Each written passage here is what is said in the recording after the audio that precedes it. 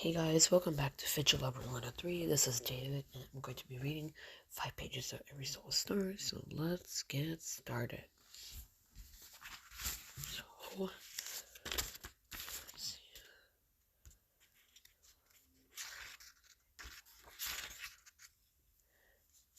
Okay, you got a living, breathing eclipse expert here, right here. I know, he's my science teacher at school.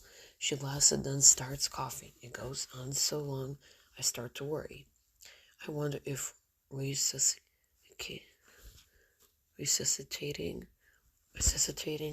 old people is on my list of official responsibilities.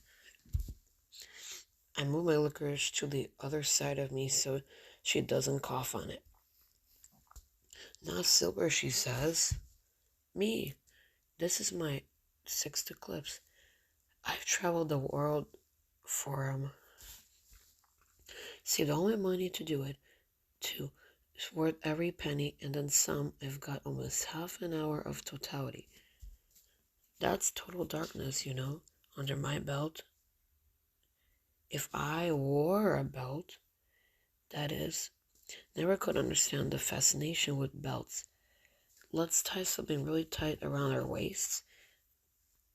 Cut off our circulation. That's smart.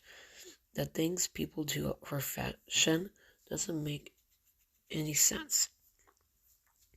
When I'm pretty sure she's done ranting about belts, I say, well, I don't know why women wear belts, but guys need them or else our pants would fall down. Her brows rise under her white hair. Is that so? I never knew that. I nod. So what can I tell you about eclipses in exchange for that tidbit of knowledge? The bus is starting to pull out of the lot now, and I can see Mom and Mike standing by the car, watching. The windows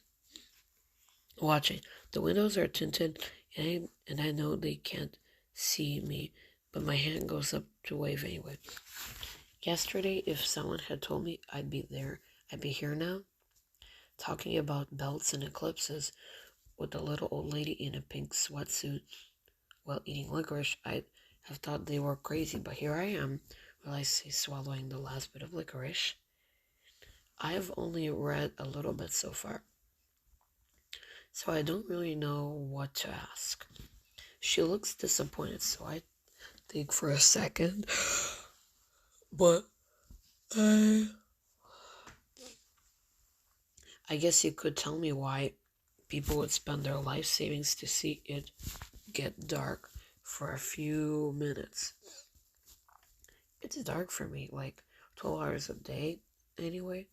She laughs again, and I'm afraid it's going to turn into another coughing fit.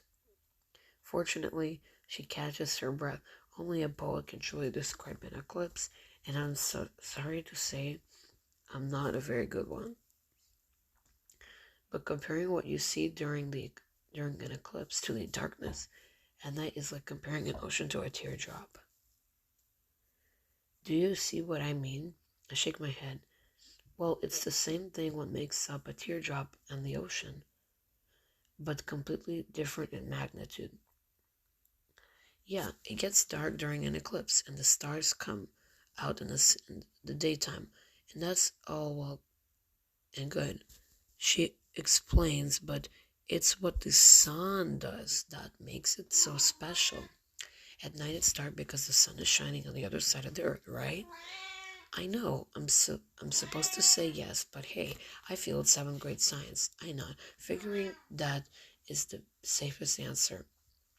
She continues, during an eclipse, it's dark, see, but the sun is still there, right in front of you, only it's not because the moon is completely covering it, so all you can see is this perfect circle of white streamers billowing out at you. And it changes everything around you.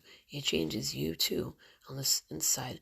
She lowers her voice. Some religious folk even say it's the eye of God. Could be, but all I know is it's something to marvel at for sure.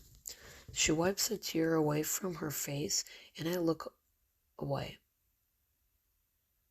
totally clueless as to what to do. Okay.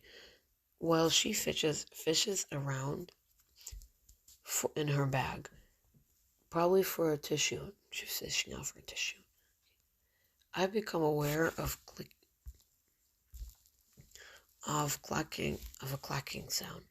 It seems to be coming from under the bus. Probably just something in the storage bins rattling around. Hopefully. Mr. Silver's booming voice suddenly fills the air. Hello, everyone. I peer over the seat in front of me and see him standing at the front of the bus, gripping the top of the seat for balance. He's holding a cordless microphone and is wearing a hat that I can only describe as a big stuffed sun. Okay, what's this loop?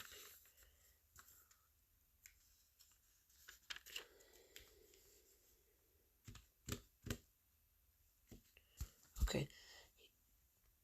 So, okay. If the kids at school could see him now, he tips his hat to the group and people laugh. He says, hello and welcome to the Eclipse Tour. I recognize some faces from our trip to Tibet a few years back, and many new faces too.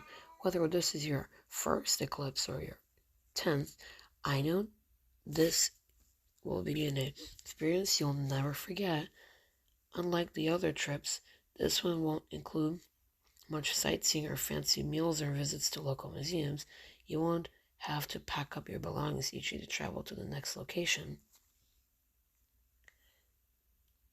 This is a quieter trip, but no less extraordinary.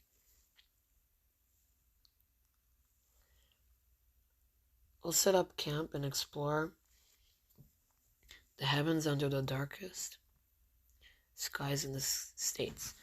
We'll learn how to tell Andromeda from the Great Bear.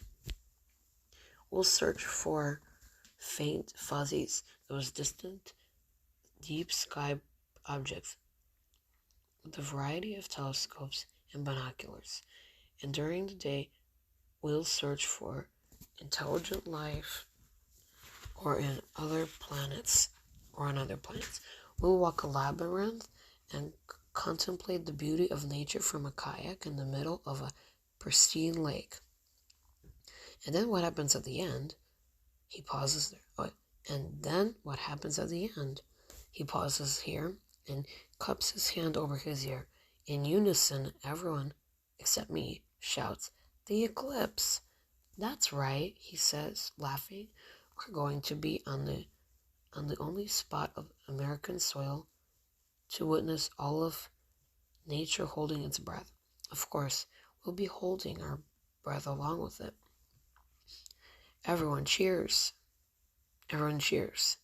Raise your hands if this is your first eclipse. I raise my hand a few inches, even though no one can see me in the back row. About half the group raises their hands too. This makes me feel better. I'm not the only clueless one. A special welcome to the newbies, Mr. Silver calls out. Where are you all from? Voices call out from all over the bus. New York City, Memphis, Dallas, Seattle. I'm shocked. All these people came together in my hometown to take a 14-hour bus ride. Who can tell me why they call it total solar eclipse? Nature's great coincidence. Okay guys, so that's it for today. Hope you enjoyed watching and see you in the next video. Bye.